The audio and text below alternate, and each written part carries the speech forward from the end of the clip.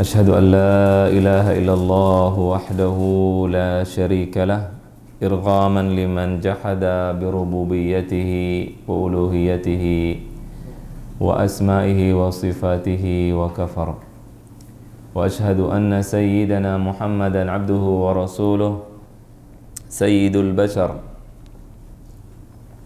اللهم صل عليه وعلى آله وأصحابه مصابيح الغرر ما اتصلت عين بنظر وأذن بخبر من يومنا هذا إلى يوم المحشر أما بعد اللهم أرنا الحق حقا وارزقنا اتباعه وأرنا الباطل باطلا وارزقنا اجتنابه رب زدني علما وارزقني فهما رب اشرح لي صدري ويسر لي أمري واحلل عقدة من لساني يفقه قولي اللهم اجعلنا ممن يستمعون القول فيتبعون أحسنه آمين يا رب العالمين. Pembahasan akidah sebagaimana yang sudah dijelaskan, pembahasannya pertama adalah tentang az-zat al-ilahiyah atau tentang Allah Subhanahu wa taala. Kemudian yang kedua adalah tentang as-sam'iyat atau an-nubuwat atau kenabian. Kemudian yang terakhir adalah sam'iyat atau hal-hal yang diimani dengan cara mendengarkan wahyu dan kabar dari Allah dan Rasulnya Sallallahu Alaihi Wasallam. Kemarin kita sudah bahas tentang an-nubuwat atau nubuwah, iman kepada para nabi, kemudian iman kepada Nabi Muhammad Sallallahu Alaihi Wasallam secara khusus. Nah, sedikit sebelum masuk ke pelajaran kita hari ini, yaitu tentang sahabat Rasul Sallallahu Alaihi Wasallam dan juga Ahlul Bait, adalah tentang mukjizat Nabi Muhammad Sallallahu Alaihi Wasallam. Ya. Bagaimana kita bisa menentukan mukjizat Nabi? Dari mana? Kalau ada orang yang mengatakan saya Nabi, bagaimana cara kita menentukan dia Nabi palsu atau Nabi asli? Bagaimana caranya? Di antara caranya adalah dengan cara yang pertama adalah dengan mukjizat. Pertama adalah dengan mukjizat. Mukjizat. Kemudian yang kedua adalah dengan melihat akhlaknya. Dengan melihat sifat-sifatnya sebelum dia menjadi nabi dan setelah menjadi nabi. Belum lama ini dulu udah meninggal kalau nggak salah. Lia Eden tahu? Udah bukan Depok, Senen. Lia Eden di Senen, di Mahoni situ. Tahu nggak? Nabi palsu perempuan. Dia kalau ngumpulin orang ibadahnya nggak pakai baju semuanya. Ikutin dokter, pengacara dan sebagainya. Nah, rumahnya banyak patung-patung, katanya dia nggak tahu titisan siapa begitu. Cuman dia menulis dalam kitab sucinya bahwa dia berzina 3 kali sebelum jadi nabi. Saya berzina begini-begini. Nah, kalau kira begitu, apakah dipercaya jadi nabi? Artinya walaupun itu dosa kemanusiawi, tetapi Allah memilih para nabi itu ya dari yang terbaik. Oleh karena itu dia bukan nabi, karena lihat dari situ saja sudah ketahuan kalau dia bukan nabi. Kemudian dengan melihat sejarahnya, kita melihat bahwa kemarin sudah dijelaskan bagaimana sejarah Nabi Shallallahu Alaihi Wasallam itu bisa menjadi penentu atau dalil atau bukti bahwa beliau Shallallahu Alaihi Wasallam adalah seorang nabi utusan Allah Subhanahu wa taala. Kemudian juga dengan melihat rincian daripada syariatnya, dengan melihat apa ajaran yang ia bawa. Ya, kalau Nabi nyuruh kita sholat, dianya nggak sholat, kita boleh curiga. Tapi Rasulullah SAW bengkak-bengkak kakinya karena saking panjang sholatnya. Nah, itu menunjukkan kebenaran apa yang beliau bawa Sallallahu Alaihi Wasallam. Kemudian juga di antara tanda-tanda kenabian adalah perkataan beliau sesuai dengan fakta, perkataannya sesuai dengan apa yang dikabarkan oleh Allah Subhanahu wa taala. Apa artinya mukjizat? Kemarin kita sedikit bahas mukjizat apa artinya? Kharqul adah. Merobek atau melanggar adat, kebiasaan. Jadi bukan mukjizat itu tidak bertentangan dengan akal. Nabi Ibrahim dibakar, masuk akal tidak? Dibakar kemudian kedinginan, tidak panas, masuk akal tidak? Hah? Masuk akal, karena kemarin kita sudah jelaskan bahwa hukum akal adalah hukum yang mustahil, tidak bisa dibayangkan. Ini sudah dijelaskan. Ya, jadi kalau dikatakan bahwa Fauzan di sini dan ada di Mekah di waktu yang sama, orangnya dia juga, satu waktunya sama, mustahil, nggak bakal masuk ke akal. Bagaimana caranya? Tidak masuk akal. Adapun orang kita katakan bahwa api membakar, itu diketahui bukan dengan akal, tapi dengan kebiasaan. Setiap kita taruh api, dia akan membakar. Api itu panas, itu dengan kebiasaan. Jelas ya? Maka pada saat dikatakan api itu dingin, di sini berubah dengan kebiasaannya. Ya, bertentangan dengan kebiasaan. Makanya kalau kita lihat di YouTube misalnya, kalau dari atas ke bawah itu biasanya kalau ada mobil dari atas ke bawah, didiemin mobilnya. Ya, ada tanjakan, maksud saya, ada tanjakan, mobil di tengah-tengah. Kira-kira itu mobil ke bawah apa ke atas? Jatuh ke bawah kan? Turun ke bawah. Tetapi ada juga daerah-daerah yang dia naik ke atas tuh mobil, nggak ada orangnya. Ada nggak? Kalau belum pernah lihat, cari di YouTube, ada. Di Saudi ada, naik ke atas sendiri itu mobil.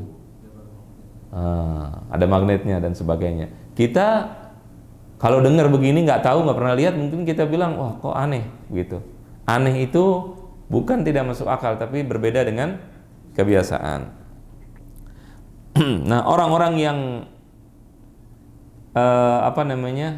para pengikut Ibnu Taimiyah rahimahullah ta'ala, beliau tidak mengartikan berbeda dengan keadaan, tapi berbeda atau hal-hal yang berbeda dengan sunnah kauniyah. Dengan sunnah kauniyah. Nanti kenapa? Itu nanti kalau kita bahas buku yang lebih dalam, itu ada perbedaan mendalam. Jadi harus cari kata-kata yang tepat. Jadi kalau ada orang dia mengartikan misalkan mukjizat itu adalah berbeda dengan suatu hal yang merobek kebiasaan, ya, atau berbeda dengan kebiasaan, nanti di sini dia akan kontradiksi dengan pemahamannya yang lain dalam hal-hal lain. Ya, kalau kemarin kita mengatakan Asy'ari mengatakan bahwa ada nggak sebab musabab? Sebab itu siapa yang melakukan? Allah, hanya Allah. Penyebab hakiki hanya Allah. Apakah kertas terbakar dengan api? Atau Allah yang membakar kertas itu pada hakikatnya? Allah, menurut Asy'ari dan Hambali. Tapi menurut kemarin Ibnu Taimiyah dan para pengikutnya tidak. Api yang membakar. Api yang membakar. Ini kemarin sudah dijelasin, itu mungkin sebagian belum datang atau tidak paham. Ya, jadi menurut Asy'ari adalah tidak ada api itu tidak membakar dengan sendirinya, tapi yang membakar adalah Allah. Allah, dia hanya diberikan sebab untuk membuat kertas terbakar. Pada saat api dinyalakan baru terbakar kertas tersebut. Itu kurang lebih di situ nanti akan ada perbedaan masalah masalah definisi berbagai macam definisi. Kalau salah mengartikan, nanti dia bisa kontradiksi di dalam bab-bab lain. Jelas. Jadi kalau banyak orang yang kadang-kadang dia tidak paham, dia mengartikannya, kadang-kadang dia start dengan najat, kemudian dia mengartikan definisi tertentu itu sesuai dengan definisi Asy'ari. Kita berasa tidak tahu bahwa itu definisi Asy'ari. Jelas. Nah, kemudian juga mukjizat itu ada tantangan. Mukjizat itu ada tantangan, tapi ada ulama yang menolak hal tersebut. Sebagian ulama kalau Asy'ari mengatakan bahwa mukjizat itu pasti ada tantangannya untuk menentang. Jelas. Ada lagi mengatakan tidak. Mukjizat itu tidak perlu menentang. Seperti Rasulullah SAW membuat air dari tangannya misalkan, atau membuat makanan menjadi berkah, jadi banyak. Itu nggak ada tantangan di situ. Nanti kata Asy'ari tidak. Walaupun tidak ada tantangan, tapi nggak ada yang bisa melakukan seperti itu. Jelas tidak? Jadi syarat Mukjizat pertama adalah dia bertentangan dengan kebiasaan. Kemudian yang kedua adalah apa tadi? Ada unsur tantangan, menantang orang. Menantang orang. Kalau nggak ada tantangan, misalnya mukjizat kamu sebagai nabi apa? Oh, saya bisa minum air putih. Mukjizat bukan? Nggak bisa. Kenapa? Karena semua orang bisa minum air putih. Kalau ada yang mengatakan saya nabi, kenapa mukjizatnya apa? Saya bisa ngomong dengan semut. Nah, kita buktikan, coba ajak ngomong tuh semutnya. Bisa? Berarti nabi beneran. Seperti Nabi Sulaiman. Nggak bisa, cuman ngomong aja. Oh, berarti penipu. Seperti Makoli. Jelas ya?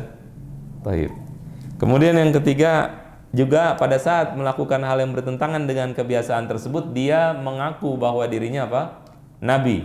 Harus ada pengakuan bahwa dia adalah nabi dari Allah Subhanahu wa ta'ala. Karena ada orang menantang dengan sesuatu yang berbeda dengan kebiasaan, dipukul, dia ditusuk tidak mempan dan seterusnya misalnya, dia nantang orang, tapi dia nggak ngaku jadi nabi, maka di sini tidak disebut mukjizat. Baik. Kemudian ada lagi, apa perbedaan antara Rasul dengan Nabi? Apa perbedaan antara Rasul dengan Nabi? Hah? Mumtaz. Kemudian? Mumtaz. Itu salah satu, definisinya banyak. Ada yang mengatakan kalau Rasul itu disuruh untuk menyampaikan, kalau Nabi tidak. Tapi itu banyak kritikan. Soalnya kita aja bukan Nabi disuruh menyampaikan, apalagi Nabi. Kita aja nggak dapat wahyu disuruh menyampaikan, apalagi Nabi. Maka diantara definisinya adalah bahwa Nabi itu adalah yang diutus kepada umat beriman. Nabi itu artinya dia berada di umat beriman, mengabarkan tentang Allah kepada umat yang beriman, kaum yang beriman. Kalau Rasul kepada kaum yang beriman dan tidak beriman, orang-orang yang mengingkari, itu disebut dengan Rasul. Jelas ini? Baik, itu adalah salah satu definisinya atau perbedaannya.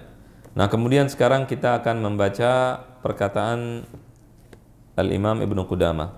Bismillahirrahmanirrahim. Qala al-muallif rahimahullahu taala wa nafa'ana bihi wa bi'ulumihi fid dharain amin.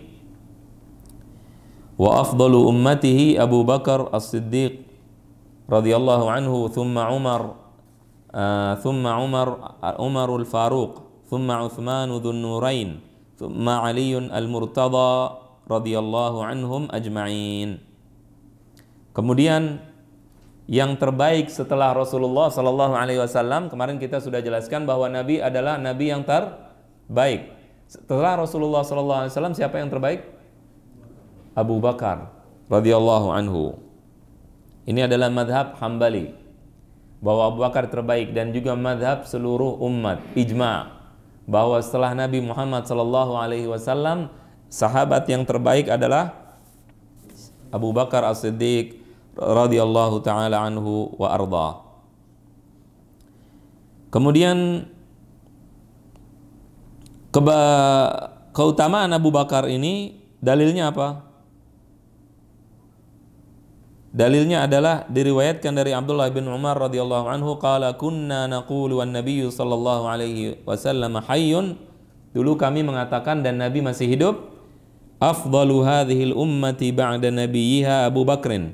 Sebaik-baik umat setelah nabinya, sebaik-baik orang setelah nabinya, yaitu setelah Nabi Muhammad sallallahu alaihi wasallam adalah Abu Bakar, thumma Umar, thumma Uthman, thumma Ali. Fayablughu dzalika an-nabiyya sallallahu alaihi wasallam fala yunkiruh. Ya, pertama Abu Bakar, kemudian Umar, kemudian Uthman, kemudian Ali, kemudian itu sampai kepada Nabi, dan Nabi sallallahu alaihi wasallam tidak mengingkari hal tersebut. Jelas? Ini riwayat Abu Dawud dan Tirmidzi. Kemudian juga ada lagi riwayat dari Nafi' dari Abdullah bin Umar, qala kunna nukhayyiru bainan nas fi zamanin Nabi sallallahu alaihi wasallam, fa nukhayyiru Abu Bakrin, thumma Umar bin Al-Khattab, thumma Uthman bin Affan radhiyallahu anhu. Riwayat Imam Bukhari. dulu kami itu memilih-milih siapa? Yang pertama yang terbaik adalah Abu Bakar, kemudian Umar, kemudian Utsman. Riwayat Imam Al-Bukhari. Nah, kalau ditanya bagaimana pendapat para ulama tentang para sahabat Nabi, ya, pertama adalah pendapat para ulama tentang sahabat Nabi Sallallahu Alaihi Wasallam adalah mereka mendahulukan Abu Bakar dan Umar. Nomor satu Abu Bakar, nomor kedua adalah Umar bin Khattab. Abu Bakar itu kadang-kadang kalah sama Umar bin Khattab dalam ceritanya. Kalau kita baca cerita Umar, orang semangat cerita Umar bin Khattab, betul tidak? Padahal yang terbaik sebelum Umar adalah Abu Bakar. Kalau diceritakan cerita Abu Bakar itu luar biasa. Abu Bakar radhiyallahu anhu itu setelah wafatnya Nabi, beliau mengirimkan pasukan. Kemarin udah jelaskan kalau nggak salah. Mengirimkan pasukan menyerang Tabuk. Menyerang apa? Romawi. Walaupun banyak murtad, orang murtad pada zaman Sayyidina Abu Bakar. Yang tidak murtad cuman Mekah, kemudian Madinah, ya, kemudian Taif, dan salah satu kota di Bahrain. Bahrain itu bukan Bahrain yang sekarang, di kota di Saudi namanya Al-Ahsa, daerah situ. Nah itu tidak murtad, yang lain murtad semua, Jazirah Arabia murtad. Nah Abu Bakar mengirimkan pasukannya memerangi orang-orang murtad. 11 pasukan dia buat, disuruh perang semua memerangi orang murtad dalam satu waktu. Dan dia cuma memimpin 2 tahunan, tetapi luar biasa kepemimpinannya itu, bisa mengembangkan dan bisa melebarkan dakwahnya kemana-mana. Itulah Sayyiduna Abu Bakar As-Siddiq radhiyallahu ta'ala anhu warḍah. Di antara sifatnya adalah beliau orang yang lembut, tapi begitu kemungkaran dilanggar baru beliau marah. Para ulama berbeda pendapat tentang siapa yang lebih afdal. Kita bicara Ahlus Sunnah wal Jamaah. Yang pertama, mereka sepakat bahwa yang paling afdal adalah Abu Bakar. Kemudian yang kedua, Umar bin Khattab. Kemudian mereka berbeda pendapat siapa yang terbaik, yang nomor 3. Apakah Ali bin Abi Thalib atau Utsman ibnu Affan radhiyallahu anhu. Al-Imam As-Safarini, seorang ulama dari mazhab Hambali, mengatakan, "I'lam anna alladhi atbaqa alaihi ulama'ul millah wa ulama'ul ummah wa ru'asa'ul a'immah anna afdala hadhihi al-ummah ba'da nabiyha sallallahu alaihi wasallam As-Siddiqul A'zam Abu Bakar ibnu Abi Quhafah." Ketahuilah bahwasannya pendapat seluruh ulama, pendapat seluruh umat, yang terbaik setelah Nabi Muhammad SAW adalah Abu Bakar ibnu Abi Quhafah, thumma Umarul Faruq ibnu Al-Khattab radhiyallahu anhu. Kemudian Umar bin Khattab. Kemudian thumma ikhtalafu fal aktsarun wa minhumul Imamu Ahmad wal Imamu Syafi'i. Dan kemudian mereka berbeda pendapat, Imam Ahmad dan Imam Syafi'i, dan juga yang masyhur dari Imam Malik, wa huwa al-masyhuru 'anil Imam Malik radhiyallahu anhu anna al-afdhala ba'da Abi Bakr wa Umar radhiyallahu anhu Utsman bin Affan. Yang terbaik adalah Utsman bin Affan. Thumma Ali bin Abi Thalib. Kemudian baru Ali bin Abi Thalib. Wa jazama al-Kufiyun, dan para ulama dari Kufah, wa minhum Sufyan ats-Tsauri, mereka memastikan yang dari Kufah, diantaranya Sufyan ats-Tsauri, bitafdhili Aliin ala Utsman. Mereka memastikan yang terbaik adalah Ali dulu, baru Utsman. Jelas? Jadi sikap ulama ada 3. Sikap ulama terhadap para sahabat, siapa yang terbaik, ada 3. Yang pertama, kalau Abu Bakar dengan Umar, ijma', yang terbaik. Kalau sikap para ulama terhadap Ali bin Abi Thalib dan Utsman bin Affan, Ali dan Utsman,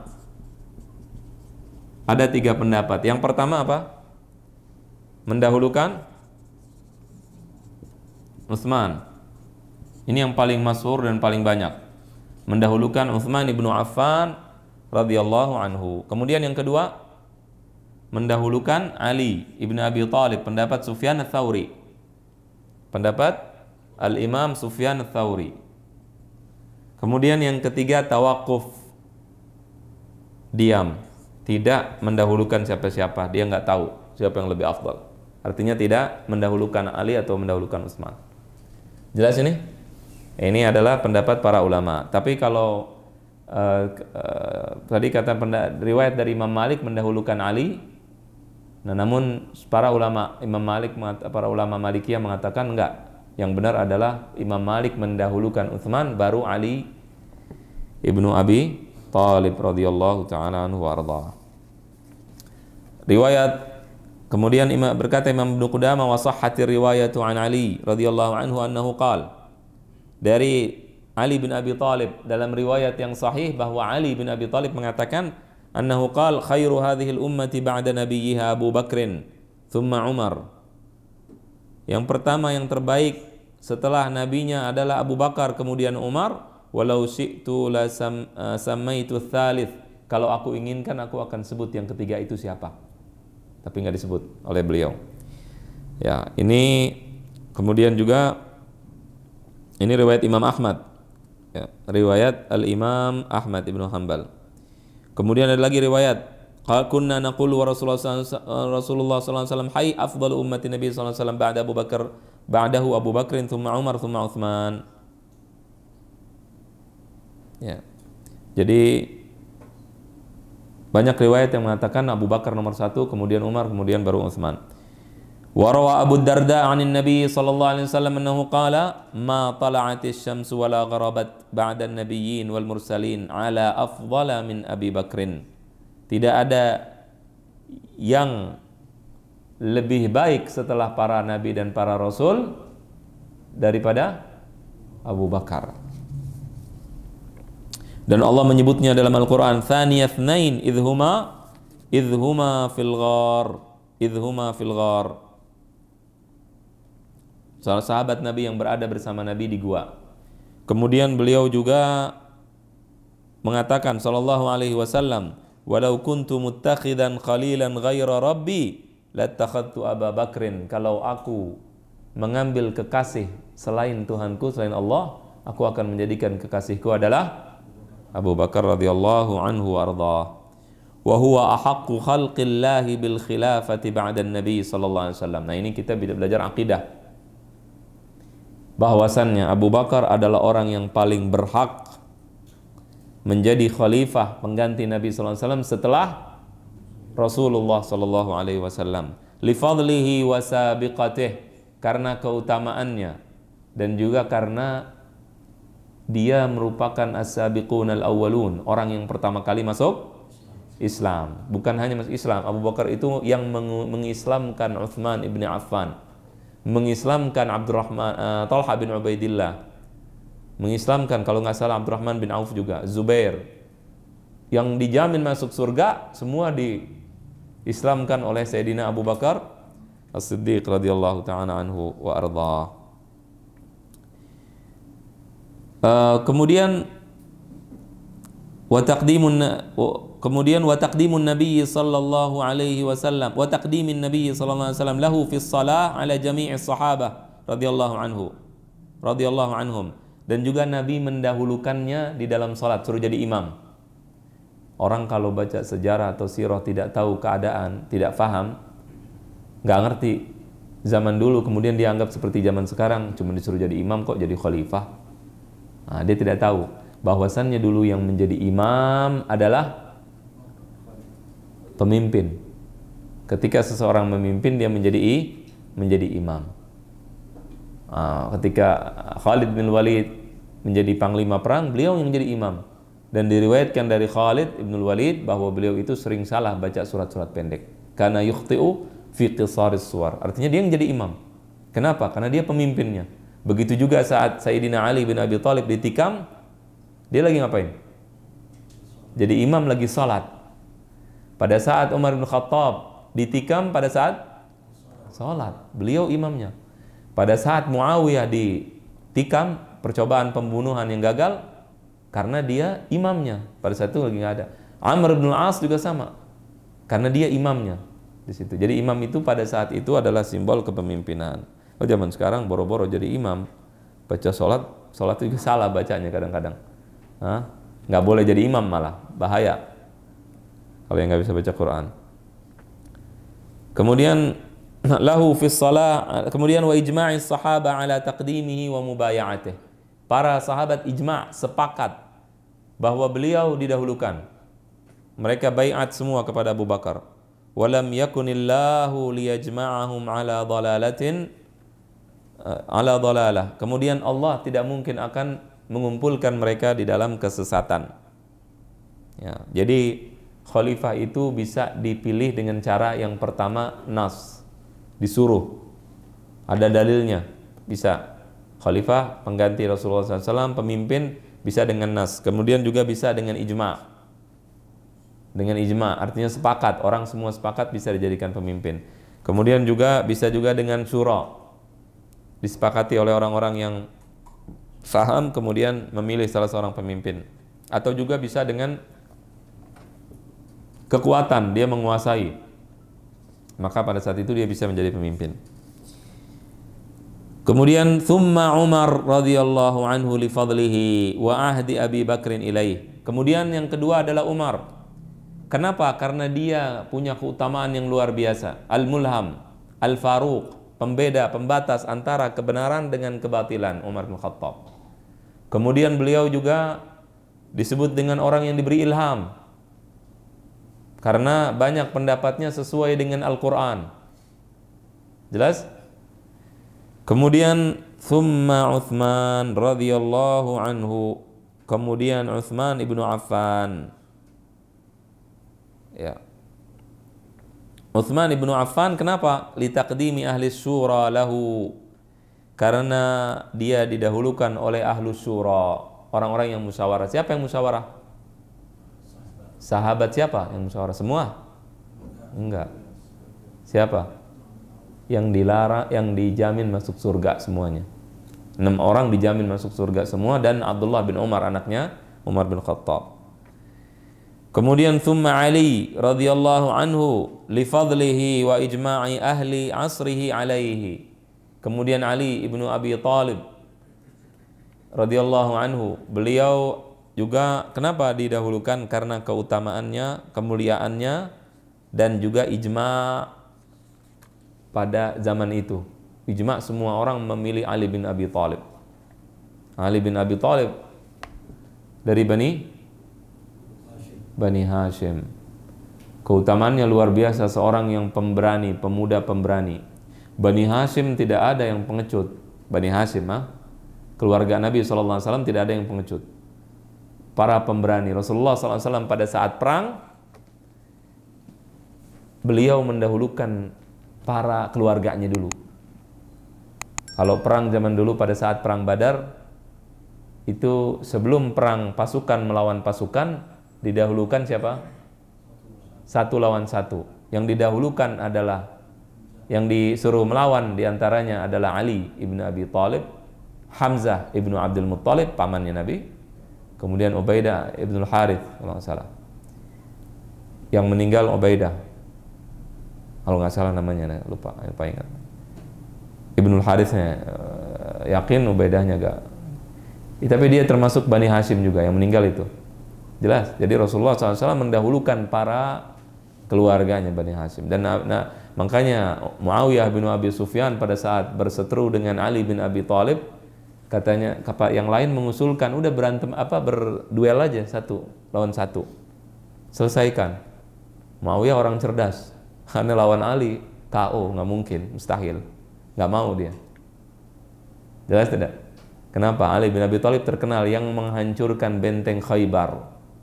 Benteng Khaybar dihancurkan oleh Ali bin Abi Thalib, seorang yang sangat kuat dan pemberani, mengalahkan Amr ibn al-Wud.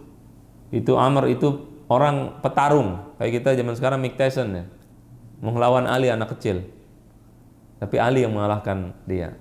Waktu Amr didatangi oleh Ali bin Abi Thalib, Amr bilang, udah jangan kamu, kesian ibumu, digituin, jangan kamu, mendingan kamu minggir dulu, cari yang lain. Dia menghindar. Alinya, tapi aku pengen bunuh kamu, aku pengen lawan kamu, ditantang terus sampai nggak kuat. Amr udah nggak kuat, berperang lah, tapi ternyata yang kalah adalah Amr ibn Lu'ud. Haula al-khulafa'ur rasyidun al-mahdiyun. Mereka adalah para khulafa ar-rasyidin. Khulafa yang mendapatkan petunjuk. Alladzina qala Rasulullah sallallahu alaihi wasallam fihim, "Alaikum bisunnati wa sunnatil khulafa'ir rasyidin al-mahdiyyin min ba'di, 'uddu 'alaiha bin nawajid." Inilah yang dikatakan oleh Nabi, mereka adalah para khulafa rasyidin, hendaklah engkau memegang sunnahku, ajaranku Nabi, dan juga ajaran para khulafa rasyidin. Azan Jumat 2 kali, ajaran siapa? Utsman bin Affan. Uddu 'alaiha bin nawajid. Kerjain. Siapa yang nyuruh? Nabi sallallahu alaihi wasallam. Riwayat Abu Dawud. Dan para ulama termasuk di dalam mazhab Hambali mendahulukan pendapat al-khulafa ar-rasyidin. Kalau ada perbedaan pendapat antara sahabat karena hadis ini. Mendahulukan siapa? Para khulafa. Ya. Kemudian waqala sallallahu alaihi wasallam al-khilafatu min ba'di 30 sanah fakana akhiraha khilafatu Ali radhiyallahu anhu. Kemudian Rasulullah bersabda, khilafah setelahku ada 30 tahun. Yang terakhir adalah khilafah Ali ibnu Abi Thalib radhiyallahu anhu. Ini 4 yang terbaik. Wa khassa min bainihim Muhammadan falaysa ba'dahu nabiyyun abada. Wa ba'dahu fal afdalu as-siddiq wal afdalu tali lahu al-faruq Utsmanu ba'dahu, kalau nggak salah, lupa. Yang pertama adalah Abu Bakar, kemudian yang kedua Umar, kemudian yang ketiga adalah Utsman, kemudian yang keempat adalah Ali ibn Abi Thalib. Setelah itu 10 orang yang dijamin masuk surga. Fahimtum? Wa nashhadu lil 'asharati bil jannah kama syahida lahumun nabi sallallahu alaihi wasallam. Kemudian kita menyaksikan atau meyakini 10 orang yang dijamin masuk surga. Sahabat Nabi yang dijamin masuk surga. Yang pertama siapa? Abu Bakar. Kan udah 4 tadi. Zubair ibn Awam. Zubair ibn Awam. Ahsan. Yang pertama Talha ibn Ubaidillah. Yang kedua yang ke berapa nih? Kelima. Kemudian siapa? Az-Zubair ibn Awam radhiyallahu anhu. Kemudian udah berapa nih? 6. Paham nggak antum? Yang keempat siapa? Tadi Khulafa Rasyidin, Abu Bakar, Umar, Utsman, Ali. Kemudian Talha ibn Ubaidillah. Kemudian Az-Zubair ibn Awam. Kemudian Abdurrahman ibn Auf. Kemudian Sa'ad ibn Abi Waqqas. Kemudian Sa'id ibnu Zaid. Kemudian setelah itu Abu Ubaidah ibnul Jarrah radhiyallahu anhum ajma'in. Nah, itu disebutkan nama-namanya. Kita imani bahwa mereka adalah orang-orang yang dijamin masuk surga. Kemudian apakah yang dijamin masuk surga cuma para sahabat saja yang disebutkan tadi namanya 10 orang saja, atau ada yang lain? Ada lagi yang lain. Wa kullu man syahida lahu an-nabiyyu sallallahu alaihi wasallam bil jannati syahidna lahu biha. Semua orang yang disebutkan oleh Nabi bahwasannya beliau masuk surga, maka kita juga yakini bahwa dia masuk surga. Kaqaulihi, sebagaimana perkataan Rasulullah sallallahu alaihi wasallam, Al-Hasan wal Husain sayyida syababi ahlil jannah. Hasan dan Husain termasuk sayyid, tuan, penghulu, pemuka para pemuda di surga. Orang yang membenci Hasan dan Husain adalah nawasib, pembenci ahlul bait. Dan itu ada terjadi. Pernah Sayyidina Ali dilaknat dan seterusnya. Ahlul bait, kewajiban kita adalah mencintai mereka. Jelas? Sayyidina Al-Hasan dan Sayyidina Al-Husain merupakan ahlu baitin Nabi sallallahu alaihi wasallam, termasuk para keturunannya, termasuk dari Banul Abbas dan yang lain. Sayyidina Imam Malik radhiyallahu anhu pernah dipukuli oleh Khalifah Abbasi dari keturunan Abbas. Abbas siapa nih? Paman Nabi. Kemudian dia ditanya, kenapa nggak mendoakan jelek kepada Khalifah? Kalau engkau doakan Khalifah pasti kena. Dia bilang, aku malu nanti hari kiamat apa? Dia dihukum pasti karena dia zalim, mau anak Nabi, mau anak, insya Allah anak siapa juga, kalau zalim akan dibalas. Jelas tidak?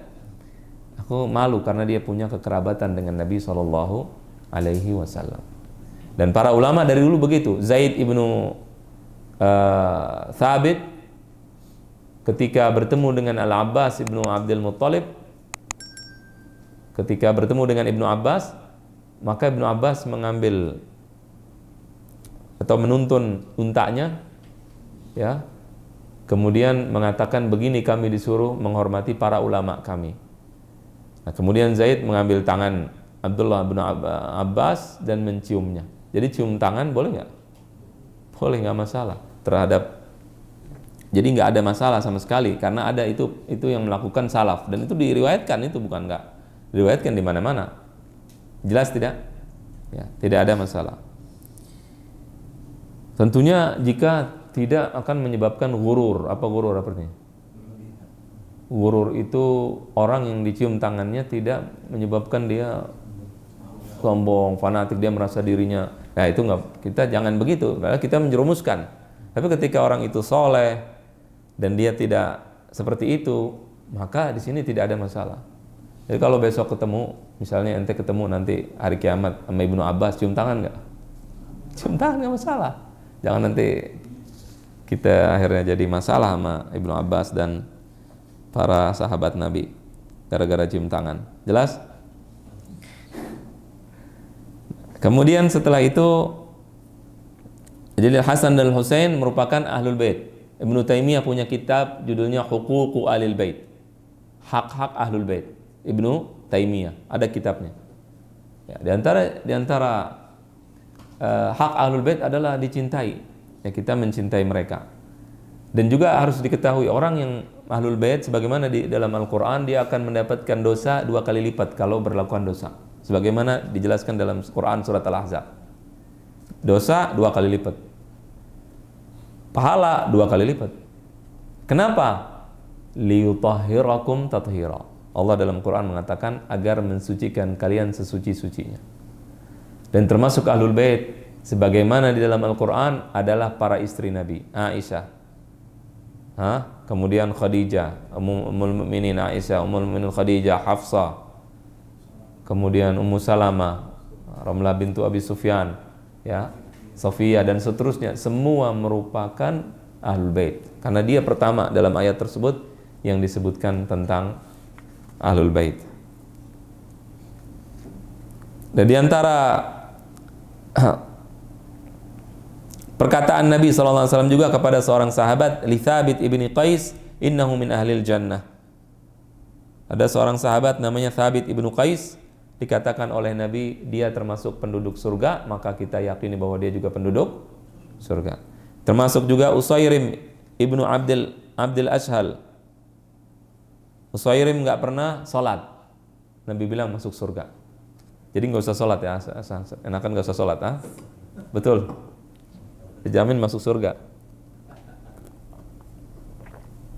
Sahih, Nabi bilang tidak pernah sholat masuk surga. Kenapa? Masuk Islamnya itu waktu langsung perang, jihad, meninggal, dibunuh, nggak sholat, belum sempat sholat. Jelas? Kalau antum muslim nggak sholat, nggak masuk surga. Jelas? Nah, Rasulullah mengatakan innahu lamin ahlil jannah, sesungguhnya dia termasuk penduduk surga. Kemudian wa Bilal ibnu Abi Rabah, kemudian Bilal termasuk yang dijamin masuk surga. Suara sendalnya kedengeran di surga. Ditanya, ya Bilal, kenapa kau bisa sampai suaramu terompah itu ada di surga? Kata Bilal, ma'amiltu amalan fil islami arja indi manfa'atan min anni la atatahharu tahuran tamman fi sa'atin min lailin wala nahar illa sallaitu bidzalika at-tahur ma kataballahu li an usalli. Bilal mengatakan, aku tidak punya satu amalan yang paling aku harapkan dan paling bermanfaat di dalam Islam kecuali setelah selesai berwudu aku selalu sholat. Habis wudu sholat. Sholatnya berapa banyak? Tergantung takdir Allah. Lagi panjang-panjang, tergantung takdir. Itu adalah amalnya Bilal yang paling beliau harapkan. Dia merasa menganggap bahwa itulah yang menyebabkan dia dijamin masuk surga. Padahal Bilal ini disiksa, ditaruh apa? Batu di dalam dadanya dan seterusnya. Kemudian juga waqad thabatat al-bisyaratu bil jannah aidan likulli min Thabit bin Qais, tadi dikatakan sahabat Thabit bin Qais, Ja'far ibnu Abi Thalib yang punya sayap di surga, yang tangannya dipotong. Di mana? Dalam perang Badar? Lah. Dia hijrah ke Habasyah. Perang? Hah? Abdullah bin Rawaha temannya. Perang Mu'tah. Tamam?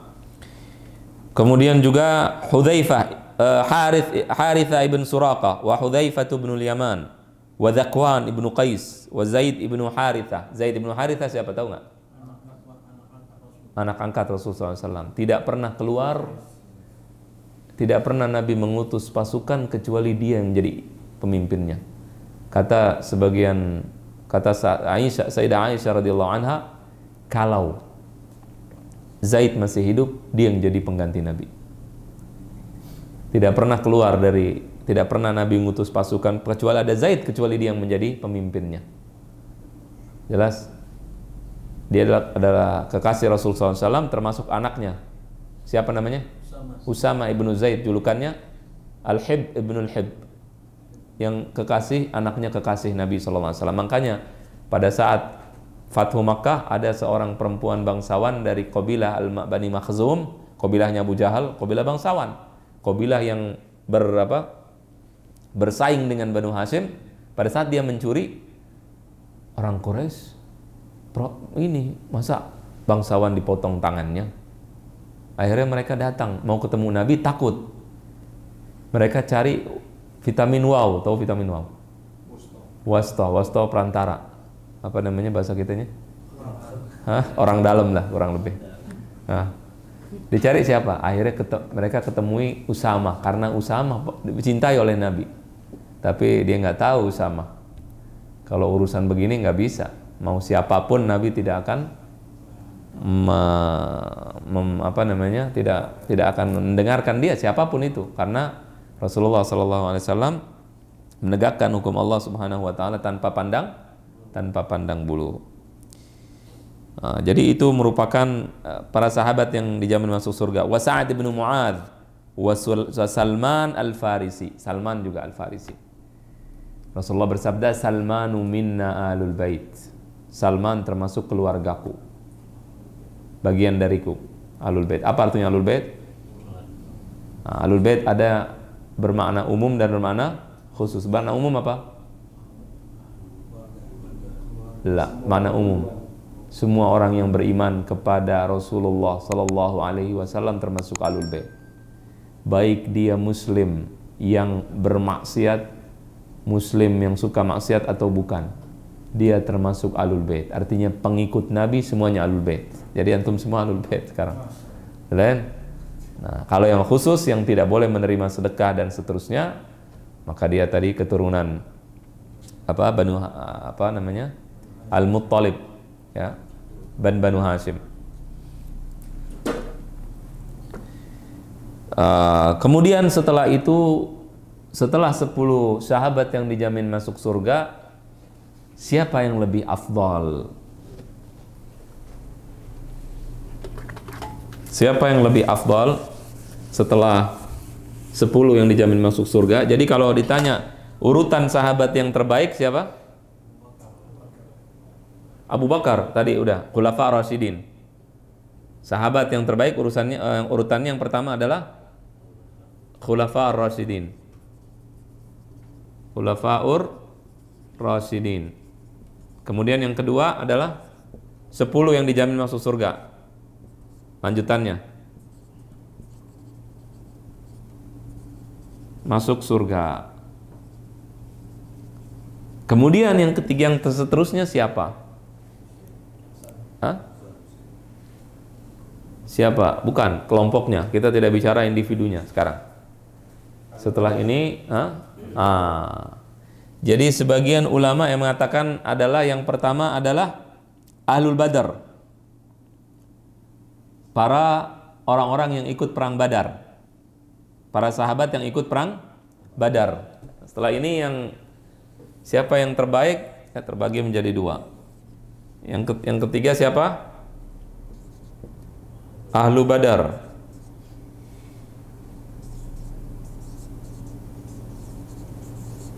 Para sahabat yang ikut perang Badar dari Muhajirin,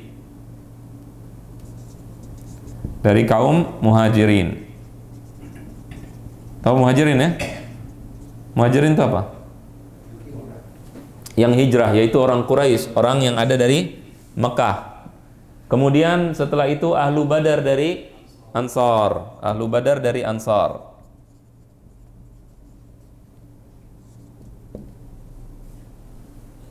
Nah, kemudian setelah itu adalah seluruh sahabat Nabi SAW.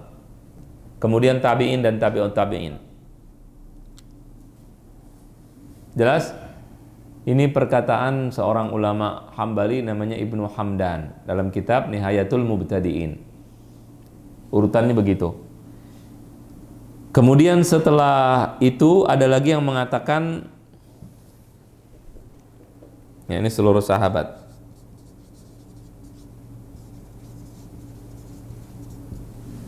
Kemudian di sini ada yang mengatakan yang terbaik adalah yang ikut bai'atur ridwan. Bai'at Ridwan. Tahu bai'at Ridwan? Kemudian Ahlul Badar. Ahlu Badar yang ikut perang Badar. Bai'at Ridwan tahu nggak, Pak? Nggak tahu. Bai'at Ridwan? Hah? Yang mana itu? Bai'at di bawah pohon. Tahu ceritanya kenapa? Tahu nggak? Bai'at Ridwan? Hah? Bai'at Ridwan pada saat Nabi ingin umroh ke Mekah, karena Nabi bermimpi, Nabi jalan nggak pakai bawa senjata. Senjata yang dibawa cuma pedang saja. Pedang itu bukan senjata untuk perang. Biasa di jalanan kalau ada ular, ada ini dipakai. Biasa kalau orang sana bawa pedang. Seperti orang Yaman bawa jambiyah. Tahu jambiyah kan? Nah, bukan perang itu. Nggak bawa tombak, nggak bawa panah, nggak bawa macam-macam. Begitu Nabi pengen masuk, dilarang masuk. Maka kemudian terjadilah negosiasi antara Nabi SAW dengan orang kafir Quraisy. Nah, di antara yang diutus intinya adalah Utsman ibnu Affan. Diutus nggak pulang-pulang. Isunya udah meninggal, dibunuh.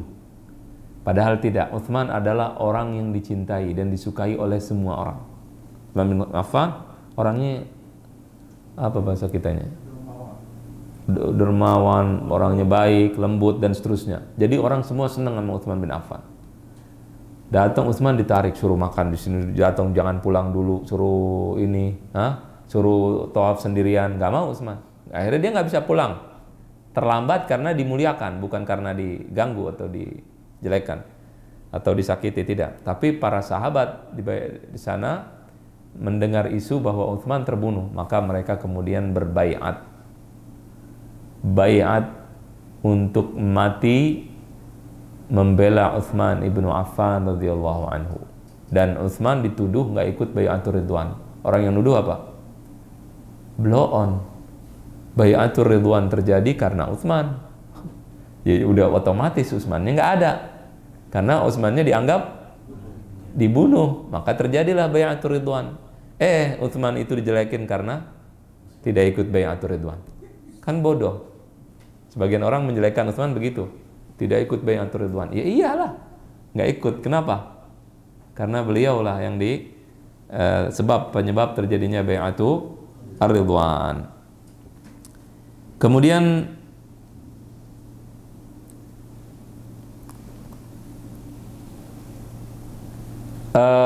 di dalam Baitur Ridwan semuanya telah diridhoi oleh Allah Subhanahu wa taala.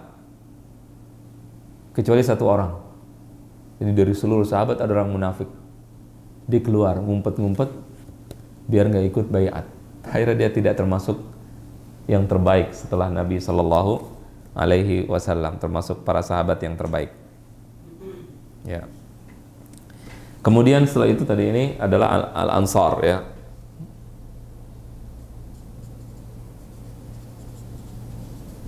Kemudian sahabat yang lain. Ini adalah pendapat dari atau perbedaan pendapat untuk menetapkan siapa yang lebih yang terbaik gitu. Tapi apa namanya? Kalau ditanya sahabat itu apa definisinya? Dari tadi kita bicara sahabat belum mendefinisikan, lupa. Bertemu dengan Rasulullah SAW, betul? Dan beriman. Nah, ada lagi tambahan. Bertemu dan beriman. Kalau murtad, Kev. Murtad kemudian beriman lagi. Ada nggak sahabat beriman, bertemu dengan Rasulullah SAW, kemudian murtad, kemudian balik lagi, mati dalam keadaan iman? Apakah termasuk sahabat atau bukan? Hah? Sahabat. Jadi yang dimaksud dengan sahabat adalah orang yang menyaksikan Nabi, kemudian dia wafat dan dia beriman, ya, menyaksikan dalam keadaan beriman, kemudian dia wafat dalam keadaan beriman walaupun pernah murtad, termasuk sahabat. Itu definisi sahabat Nabi Shallallahu Alaihi Wasallam. Kemudian wala najzimu li ahadin min ahli al-qiblati bi jannatin wala narin illa man jazama lahu ar-rasul sallallahu alaihi wasallam. Kemudian kita tidak boleh, ya, sebelum tidak boleh memastikan orang itu masuk surga, penduduk surga atau neraka. Sebelum itu, ini sahabat ini maksudnya bukan orang-orangnya. Kita nggak bicara orang, ini bicara grup, ya, secara keseluruhan. Tapi bisa saja dari Ansar ada yang lebih baik dari yang ini, ya. Bukan bicara individunya, kita tidak bicara individu, tapi bicara secara umum. Kemudian tidak boleh, ini keyakinan kita, tidak boleh memastikan orang itu termasuk penduduk neraka atau penduduk surga, nggak boleh. Fulan, wah neraka, tiap hari mabok, nah, nggak boleh. Fulan meninggalnya dalam keadaan begini, berarti surga, nggak boleh. Neraka, nggak boleh. Jelas tidak? Illa man jazama lahu Rasul sallallahu alaihi wasallam, kecuali yang dipastikan oleh Nabi sallallahu alaihi wasallam. Jelas? Jadi memastikan orang itu masuk surga caranya dengan Allah yang pastikan atau Rasulnya sallallahu alaihi wasallam. Jelas? Kalau Allah pastikan, kita pastikan juga. Jangan kita jadi panitia surga, jadi panitia neraka, atau merasa lebih bijak dari Allah. Allah bilang Abu Jahal, Abu Lahab di neraka, kita bilang enggak. Boleh enggak? Enggak boleh. Tabbat yada abi watab. Tabbat yada abi lahabi watab. Di neraka pasti. Fir'aun di neraka enggak? Pasti. Kalau sudah dipastiin sama Allah, kita pastikan dia di neraka. Yang tidak boleh adalah yang tidak dipastikan oleh Allah dan Rasulnya Sallallahu Alaihi Wasallam. Jadi cara untuk memastikan orang di surga dan neraka dari Allah, kemudian dari Rasulnya Sallallahu Alaihi Wasallam. Ibnu Taimiyah rahimahullah ta'ala menambahkan lagi satu, bisa dipastikan dia di surga atau di neraka. Caranya gimana? Yaitu jika umat sepakat bahwa dia termasuk penduduk surga atau penduduk neraka. Umat Islam sepakat. Misalnya ada seorang ulama besar, Imam Bukhari, udah Imam Bukhari, kita semua di surga neraka Imam Bukhari. Ulama orang semua sepakat ini ahlul jannah.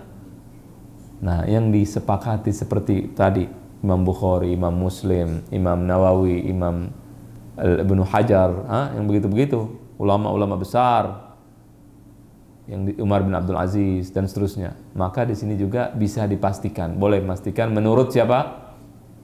Ibnu Taimiyah rahimahullahu taala.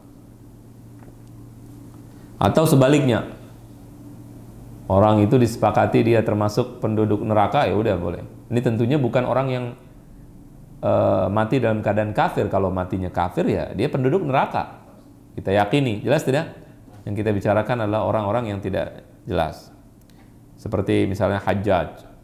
Hajjaj itu kalau lihat ceritanya kita enak sama dia. Bunuhin ulama segala macam. Ada juga jasanya dia bikin Quran, ada yang harokatin dia dan seterusnya. Jadi kita nggak tahu dah. Allah udah terserah Allah, udah kan begitu. Serahkan kepada Allah Subhanahu wa taala.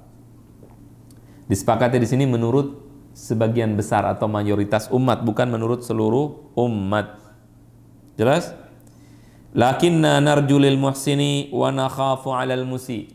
Tapi kami harapkan orang itu yang baik melakukan kebaikan, kita harapkan dia masuk surga. Jadi kita mengharapkan, oh ini orang baik nih, insya Allah masuk surga. Kemudian takut sama orang yang tidak baik, kita katakan barangkali dia masuk neraka. Wadah? Jelas? Baik. Wala nukaffiru ahadan min ahlil qiblati bidzambin. Kami tidak mengkafirkan. Nah, ini akidah. Jangan mengkafirkan. Orang yang termasuk ahlul qiblat, orang yang sholatnya menghadap kiblat, jangan dikafirkan dengan dosa. Kecuali dosa yang mengkafirkan, dosa syirik dan seterusnya.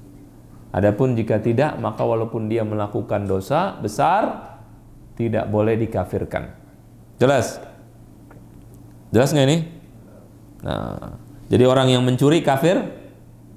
Kafir. Kafir tidak? Kafir tidak? Enggak. Orang yang mabuk, kecuali dia menghalalkannya. Kalau menghalalkan zina, pakai kondom boleh, misalnya begitu kan?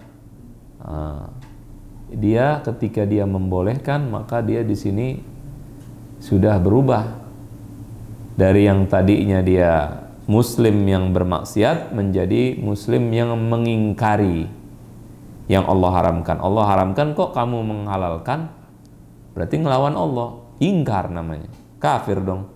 Jelas tidak? Maka kita kafirkan. Kenapa? Karena menghalalkan, bukan karena dosanya tersebut, tapi karena menghalalkannya. Yang mengkafirkan dengan dosa siapa? Kelompok apa?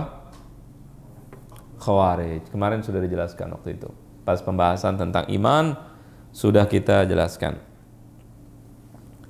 Wala nukhrijuhu 'anil islami bi'amal.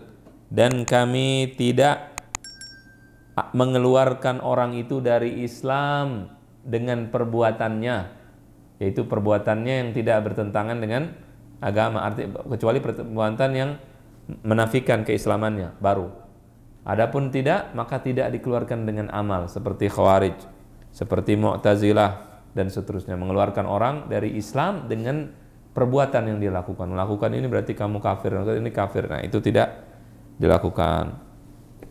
Ya, kecuali dalam mazhab Hambali ada yang dikecualikan, yaitu apa? Sholat. Kalau orang dipanggil, dulu pernah dijelasin kalau nggak salah, orang nggak mau sholat karena malas, kemudian dipanggil suruh sholat, nggak mau, waktunya udah habis, dia dipanggil oleh imam, tidak mau, maka di situ dia kafir menurut mazhab Hambali saja. Jelas tidak? Nah, inilah perbuatan, salah satunya perbuatan yang dia dengannya dia bisa menjadi kafir.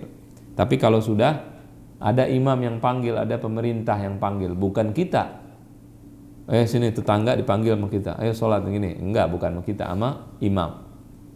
Jelas? Ya, itu yang harus kita pahami dan harus dimengerti. Penting, Syekh yang di belakang. Ada kafir itu banyak jenisnya. Tidak semua yang disebut oleh Rasulullah SAW kafir berarti dia murtad keluar dari agama. Ada sebuah hadis Nabi SAW mengatakan, manintasaba ila ghairi abihi faqad kafar. Barang siapa yang bernisbat kepada bukan bapaknya maka dia telah kafir. Saya bin fulan bin fulan bin Nabi misalnya, bohong, kafir. Apakah mengeluarkan dari Islam? Enggak, dosa besar, maksiat, kufur kecil tapi tidak mengeluarkan dari Islam. Kenapa? Ya para ulama itu yang jelasin, ntar belajar lagi nanti insya Allah paham. Ya jelas. Jadi ada kekafiran yang mengeluarkan dari Islam dan kekafiran yang tidak mengeluarkan dari Islam. Di antaranya ada lagi la tarji'u ba'di kuffaran yadribu ba'dukum riqaba ba'd. Jangan kalian kembali menjadi orang kafir setelah kematian Nabi, saling memukul, membunuh. Disebut kafir, apakah mereka murtad? Keluar dari Islam? Tidak. Walaupun disebut kafir. Ya, man ata arrafan, barang siapa yang datang tukang tenung, tukang peramal, au kahinan fasaddaqahu bima yaqul, kemudian dia benarkan apa yang ia katakan, faqad kafara bima unzila ala Muhammad sallallahu alaihi wasallam, maka dia telah kafir terhadap apa yang diturunkan oleh Muhammad sallallahu alaihi wasallam. Bukan kafir keluar dari Islam. Kafir kecil tapi dia melakukan dosa besar. Itu perbuatan dosa disebut kafir, kenapa? Untuk menunjukkan besarnya dosa. Maka disebut kafir. Jelas? Menyerupai kekafiran. Maka disebut dengan kafir. Kemudian tadi sampai mana? Wa minas sunnati tawalli ashabi Rasulillah sallallahu alaihi wasallam wa mahabbatihim wa dzikri mahasinihim. Dan termasuk sunnah, apa maksud sunnah di sini? Sunnah banyak artinya. Sunnah ada yang ajaran Nabi, termasuk di sini maksudnya adalah dan termasuk akidah. Sunnah di sini akidah. Makanya kita lihat kitab akidah namanya diantaranya kitab sunnah. Sunnah itu banyak artinya. Ada lagi arti sunnah itu apa namanya? Lawannya wajib di dalam fikih. Di sini maksudnya akidah, dan termasuk akidah adalah kita membela loyal terhadap para sahabat Nabi sallallahu alaihi wasallam, wa mahabbatihim wa dzikri mahasinihim, dan kemudian menyebutkan kebaikan mereka, wa tarahhumi alaihim, kemudian memberikan rahmat kepada mereka, mendoakan rahmat kepada mereka, wal istighfari lahum, kemudian beristighfar, memohonkan ampun untuk mereka, wal kaffi an dzikri masawiihim, kemudian tidak menunjukkan atau tidak menyebutkan kejelekan-kejelekan mereka, wa ma syajara bainahum, dan apa yang terjadi di antara mereka kalau terjadi perselisihan. Ada satu ayat yang luar biasa. Ini ayat tolong diingat-ingat. Nah, ini kita terakhir, ingetin nih ayat. Ini ayat buat orang yang suka mencaci sahabat Nabi. Allah di dalam Al-Quran berfirman, walladzina ja'u min ba'dihim yaqulun rabbana ighfir lana wa li ikhwanina alladzina sabaquna bil iman wa la taj'al fi qulubina ghillan lil ladzina amanu. Dan orang-orang yang datang setelah mereka mengatakan, ya Allah ampunilah dosa kami dan juga saudara-saudara kami yang mendahului kami dengan iman, dan jangan adakan di dalam hati kami kedengkian kepada orang-orang yang beriman. Kalau tiap tahun dia mukul-mukul dirinya untuk memperingati kedengkian terhadap orang yang bunuh siapa? Yang mau balas dendam ke siapa? Memang kita bunuh Ahlul Bait? Enggak. Tapi mau balas dendamnya ke orang sekarang, itu bukan ajaran Islam. Ini ayatnya. Ayat yang menyuruh kita untuk mendoakan, bukan untuk mencaci. Kemudian seorang ulama bernama Qatadah Ibn Da'amah As-Sadusi mengatakan, setelah baca ayat tadi, dia mengatakan, innama umiru an yastaghfiru, mereka disuruh untuk memintakan ampun kepada sahabat Nabi sallallahu alaihi wasallam, walam yu'maru bisabbihim, dan mereka tidak disuruh untuk mencaci maki sahabat Nabi. Tapi yang dikerjain dia mencaci, bukan memintakan ampun. Jelas?